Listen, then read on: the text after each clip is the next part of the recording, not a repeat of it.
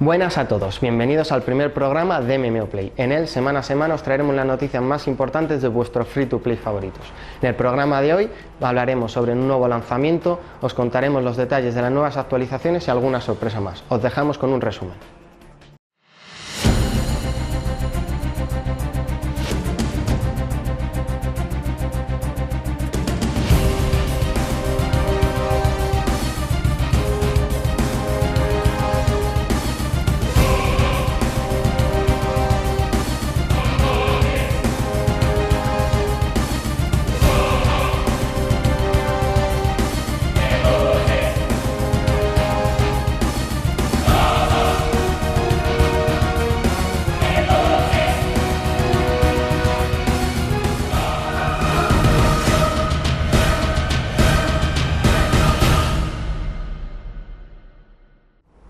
Comenzamos con un nuevo juego que llegará a Europa este otoño. Rising Forces, que así se llama, vendrá de la mano de Oned. Vendrá con su última versión, la 1.5, que ha salido este verano en Corea. El juego utiliza como base la ciencia ficción y nos sitúa en el espacio exterior. En él, tres razas, aliados, unión, imperiales, luchan en una batalla épica. Pero ahora deberán enfrentarse a un nuevo enemigo, la Fuerza Arcana. Os dejamos con su tráiler de presentación.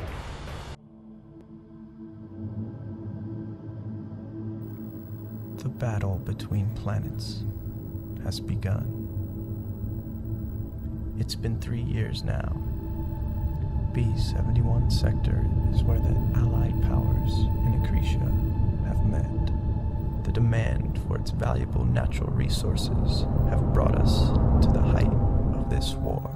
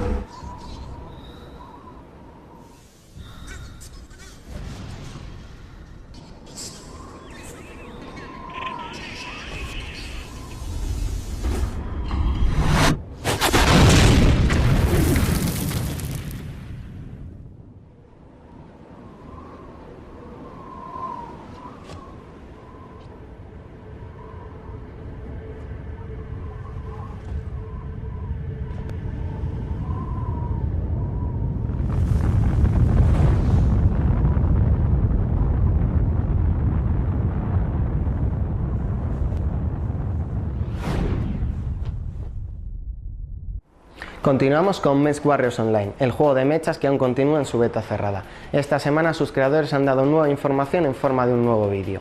En él se nos presenta una zona inédita situada en el desierto. Veremos que debemos controlar la temperatura de nuestro robot porque podría sobrecalentarse. Los visores térmicos tampoco serán de mucha ayuda ya que darán falsos positivos. Comprobarlo ustedes mismos en el siguiente vídeo.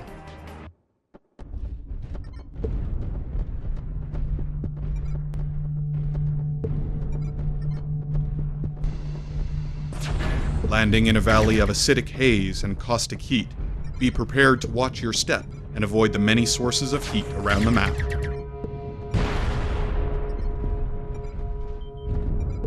Founded by the now defunct Commonwealth Mining Corporation, the valley of CMO-26 is a lifeless, tide-locked rock, laced with titanium, platinum, and countless other minerals. Giant runoff pipes lead into the center, a bowl-shaped field full of heavy dust and brutal temperatures, reaching extremes at the top of the volcano. As you work through Caustic Valley, you might notice that your heat stays up more than usual and disperses less quickly. The high temperatures throughout the entire map will greatly affect gameplay. Heavier mechs will need to watch themselves very carefully, as overheating here is much easier and much deadlier. Utilizing cooler weapons such as ballistics with their reduced heat profiles will serve you well. Long-ranged weapons shine here, as at the ridge of the center bowl you see for kilometers. As everything gives off heat and the haze of the environment is very thick, thermal vision is much more difficult to use while making it easier to hide your mech in the thermal signature of much of the environment.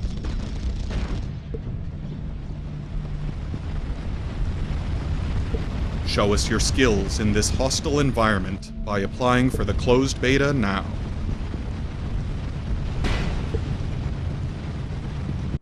Como podréis ver, continuamos con ArcheAge, este juego que tanta expectación está levantando en los últimos meses, y es que ahora su compañía ha decidido publicar una serie de vídeos en el que narrará la historia del mismo.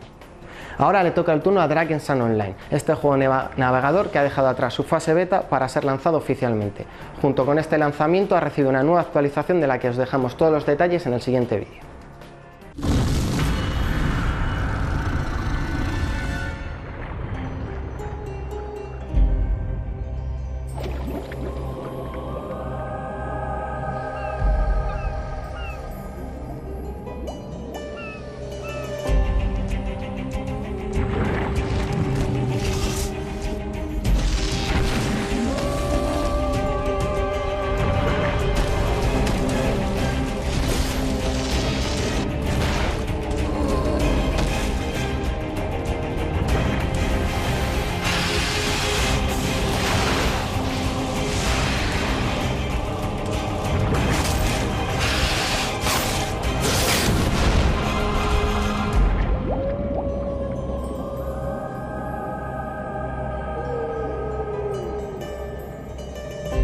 Y continuamos con más actualizaciones, porque Allods recibirá una nueva el 8 de agosto. Esta, denominada New Horizon, añadirá nuevas características al juego.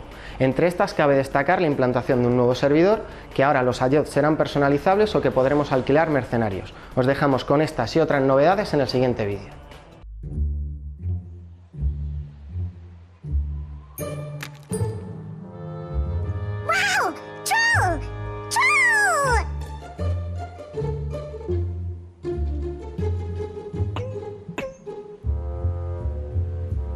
Troll! Look what I found!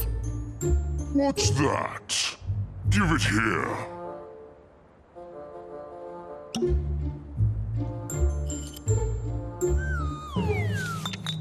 Cool! This is a map! Jungles? Dragon? But where is the treasure? Treasures? But jungles and dragons? How frightening! Troll, maybe we should ask the mercenaries for help. No. I don't want to fork over my gold. We can get the treasures ourselves. Hey, dragon, are you in here? Here, kitty, kitty, kitty! Kitty! Ouch! Oh, pardon me.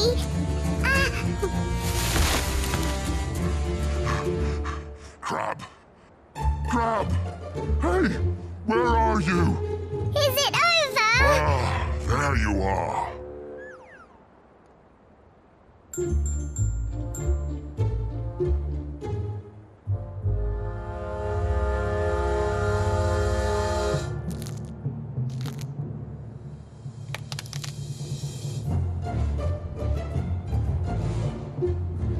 Hey, dragon!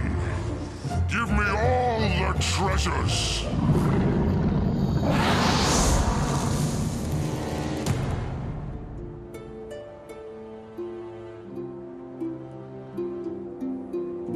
Troll, are you okay? So much fire! Now do you want to hire the mercenaries? Round 2. Charge!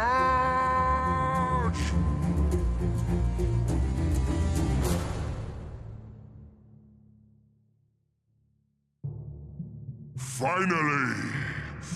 The treasure! Open it! Open it faster!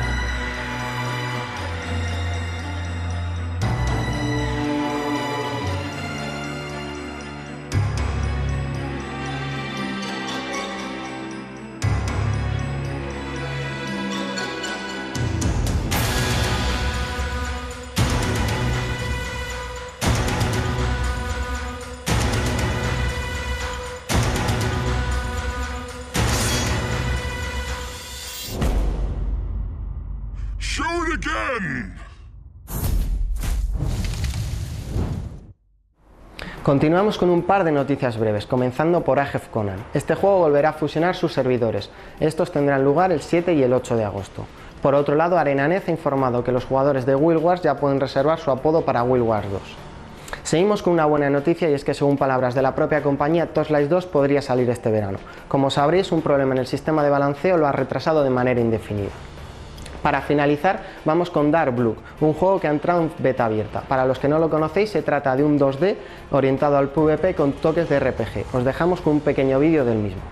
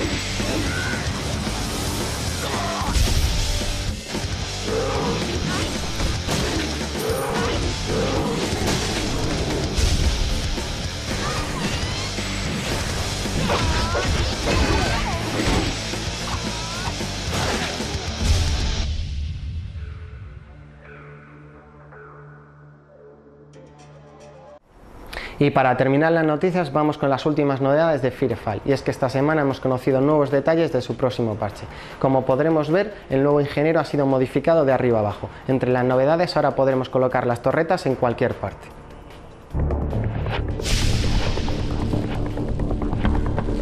I'm Justin Hansen, aka Xenogenic. And I'm John DeShazer, and we're both designers on the combat team for this milestone. Today we're going to be talking about the engineered battle frame. So the primary goal of this milestone, in fact, was to increase the skill ceiling of all of the battle frames. So we've given them a new weapon. It's called the Tesla rifle, and it's essentially a straight-firing lightning gun that you have to aim at somebody. But more interestingly is, as you're dealing damage to somebody, its damage grows, and as you're missing, its damage falls very quickly, so you're punished for missing. But if you stop firing, it'll hold some of that damage for a little bit longer, so a really high-skill player will know when to shoot, when to let go, when to shoot to maintain that maximum damage and to really melt people. One of the things we found in our competitive testing was that he was not desirable, and in fact had dropped off completely from compositions because of his lack of mobility. So that was one of the primary things we wanted to address this milestone. One of the abilities that we've used is actually to take the turret and give them a version where they can place 3 mini turrets, allowing the engineer to control more than just one central location of a map. So you can actually more creatively place these turrets in very fun locations to surprise your enemies. Essentially across the board, not just with the turret, but with the other abilities, we decided to try quick deploy versions of them. So for example, the force field, which before would be placed, it would build over time, and then you would upgrade it. Now, you simply press a button, and he throws it, and the shield appears right in front of him, and it's like a half dome. It's a very nice shield. I really enjoy sneaking up behind people, throwing the quick deploy force field down, and then shooting them for them to turn around and find themselves in a very precarious situation. Thank you guys for watching, and we look forward to your feedback after the milestone releases. En el próximo vídeo podremos apreciar el nuevo aspecto del médico. A los jugadores de Global Agenda les resultará muy familiar, y es que este nuevo aspecto ha cogido muchas características del Poison Medic de este juego.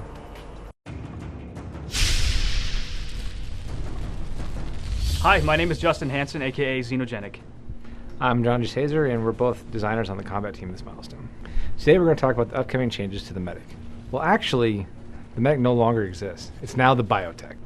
We ended up renaming the medic to biotech because philosophically we wanted to sort of get ourselves out of the corner we'd painted ourselves into by having a pure healing class. But we wanted to change the battle frame and make him combat support instead of just support, so now he's the biotech. Well, one of the newest abilities I think is very exciting is Poison Trail. Poison Trail actually will emit a cloud of poison behind the biotech while he's running. Once you've created that trail, it basically creates a negative area for your opponents to enter. The biotech's new weapon is actually my favorite of all of the new guns that we've added, and it works sort of like a crossbow mechanically. So it fires a single projectile that goes very fast, and it's parabolic, so it's going to fall a little bit. but it fires at a relatively slow rate of fire, and every time you hit an enemy, it stacks a debuff on them, so they take 10% more damage, then 20% more, and then 30% more, currently capping at 30%. So it's very, very good, not only if you want to kill a guy, but also to set someone up for your teammates to kill him faster. So defib has actually been changed. Defib is now referred to as triage. And the reason why we changed the name is we wanted to get rid of the old stigmas of what came with defib. Triage is now an ability that you activate to revive your teammates quicker. The importance of that, just something to keep in mind, is that before, defib was instantly activated, so you could just walk up to somebody who's incapacitated and press the button. So with triage, like John was saying, you have to walk up and actually revive them, which makes it much easier to counter. It's not a revive for free anymore. You do have to risk going into a bad spot. You know, maybe a recon has his sights right there or something like that. I'm loving the biotech right now. Before, I didn't actually play the medic that much, just to be fair and to be honest. But I find myself sticking to the biotech almost every playtest because I can kill people, because it takes skill to use the gun and I'm good with it, but I can also support my teammates and I'm just loving it. And one of the things I'm really enjoying about the biotech is I'm actually seeing people play the class drastically different depending on their different styles of gameplay. I did actually play a lot of the medic back in the day, but I felt because it was obligated to do it, and now I actually do it purely out of fun. Thank you guys very much for watching. We'll be looking forward to your feedback on the biotech. Y para terminar con Firefall vamos con su último diario de desarrollo. En él, Adam y Sam nos hablan de los efectos especiales del juego. The best part about being an effects artist is telling people what you do. I know we work in the game industry, but we do go out and have a drink, and they'll ask you, what do you do? And I'll tell them, I blow shit up for a living. And that's the best part about working in the industry. My name is Martin McCall. And I'm Adam Capratis. Together we create the effects you see in Firefall. The most important thing about designing effects for Firefall is, number one, understanding what the player sees and giving them the feedback they need to understand what's going on in the game. Whether it's an explosion or a piece of text that goes across the screen, muzzle flashes even. Once we get past making sure the player knows what they're seeing, we go to performance and making sure that no matter what happens, whatever quality setting you're at, the frame rate of your experience is always strong. The number of particles on screen at a time uses memory, and we want to make sure that we have proper LODs so that the further you are away from an object, LOD, level of detail, the less memory it's going to use. And number three is the visual quality. Mark and I both strive to get the awesomeness out of every time somebody does anything. We want somebody to go, holy shit. I really try hard to not replicate other video games and to make our game very visually different. I enjoy my job the most because I get the complete creative license to do whatever I want. My job is to take his crazy ass ideas and actually make them possible in the game. I'd say that the most challenging effect so far has been the scan hammer. Nobody really had a clear idea what a scan hammer should do or look like. And of course, leave it to Adam to come up with the craziest idea of all. I am constantly going over to Mark and saying, hey, it'd be really cool if, and that's when his talent comes into play and his time. Every effect's different. Some effects require a lot more prototyping than iteration. Other effects require a lot more iteration than optimization, because it's very easy to ask too much of the graphics hardware in the type of game that we're working on. The hardest effect I ever had to work on would be the plasma cannon. As simple and straightforward as it sounds, plasma doesn't really exist in the world, except if you put a matchstick in a microwave, and that doesn't look anything like video games. So it's still so difficult to nail what is plasma, what is this energy. And so I'm always constantly going back and looking at it and trying to change it and tweak it and improve it, listen to feedbacks and see if they see anything that I've changed. Working in the limitations of our game, which is so unique. We have third person, first person, open world, you can see forever. It's so satisfying to do something at that level. Thanks for tuning in. We really appreciate all of your feedback and your support, and we're making this game for you guys. So I'd love to see you guys on the battlefield, and hope to see you soon.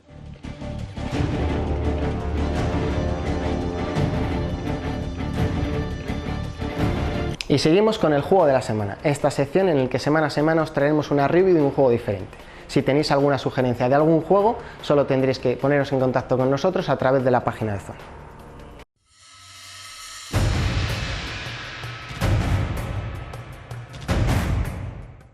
Y el juego de esta semana es Ghost Recon Online. Muchos conoceréis esta extensa saga de Ubisoft.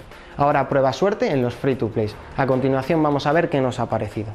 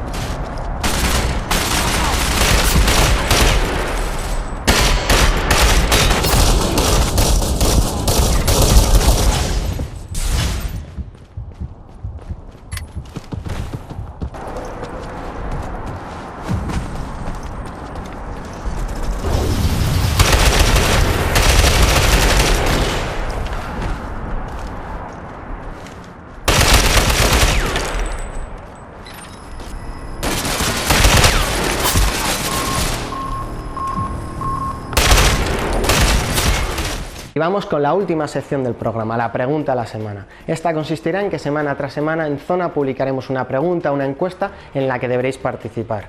Con vuestras respuestas en el siguiente programa crearemos un pequeño debate. Y esto es todo en el primer episodio de MMOPlay. Esperemos que os haya gustado y nos vemos en el siguiente.